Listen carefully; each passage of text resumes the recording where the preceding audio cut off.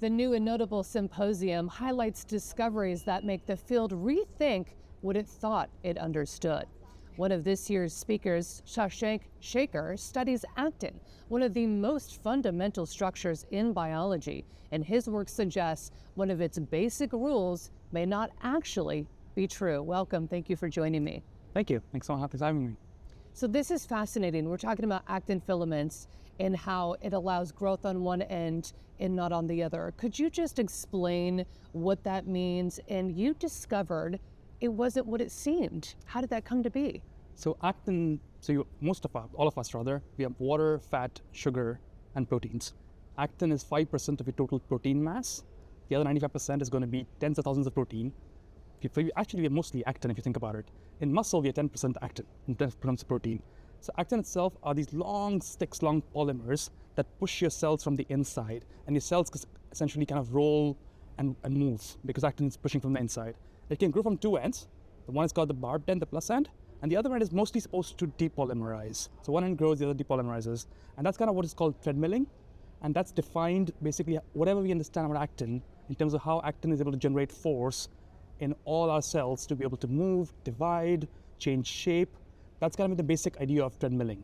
That's what is defined. So then how does lyomodin come in? Because you also described that it allows the pointed end to grow. What does that mean physically? So because the idea of treadmilling that's defined, I think about 4 decades or so, that is the filaments only grow from the barbed end, the plus end essentially barbed end, and depolymerize from the pointed end. That's been kind of almost taken as a fact. But as I say, I was trained initially in physics before I moved to biology. In physics, there are laws, and they change, every 100 years or so because Einstein came along, and then before that, Newton came along. But in biology, there are no laws. These are observations that we make, and we interpret them. So at the end, there's always a room for, them being wrong, except that most people don't realize that. So, and I've kind of made my living over the last, I would say, a decade or so, asking these questions that were considered fact, were proved. But when you look deeper, you find out that actually there's something more than what people thought it was. So with lyomodin, for example, what we found is that it can bind the filaments at the pointed end, the minus end, and this becomes really important in your heart, in your muscles, because muscle filaments are always blocked from their plus ends, the barbed ends. They can't grow. But you and I do not have the same filaments that we were born with. Our filaments are still growing and turning over, except that they're blocked at the plus end, which was supposed to grow, which means they have to grow on the minus end, the pointed end.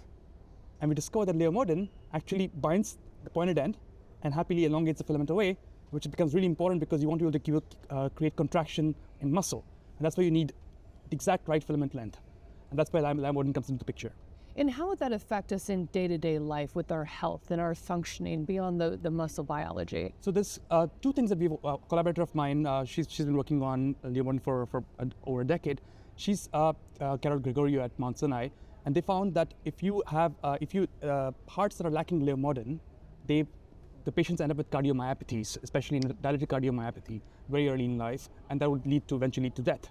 The other thing we've also recently found is that if a particular part of lyomodin is mutated, which is really important for lyomodin to be able to elongate filaments, what we've discovered, it also leads to cardiomyopathies. Thirdly, we found there's a bacterial toxin called WAP-F, which is secreted by Vibrio cholera, which causes cholera. That toxin, when injected into our cells and our intestinal cells, will mess up the actin cytoskeleton. This was known, and will cause disease, except how and why wasn't clear. And we discovered that bacterial toxin does exactly what lyomodin does, binds the wrong end, and now it grows the filaments on the wrong direction, which is how we think the VOPF, the toxin, also helps cause disease. So New and Notable is coming up, the symposium, right, and it's highlighting innovative thinking, and this fits the bill. When you came across this and you discovered this basic model we always thought wasn't, do you feel nervous? Do you feel excited? What is that mental shift for you?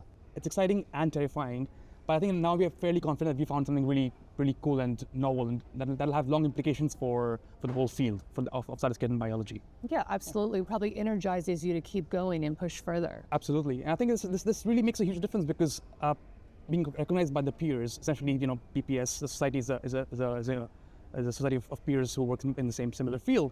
So being recognized by them to be invited to give a talk here, I think that means a lot. And that also means a lot for the field and for the community, because that kind of brings these questions to the forefront. Some of these questions people thought for a long time were already addressed and were done with.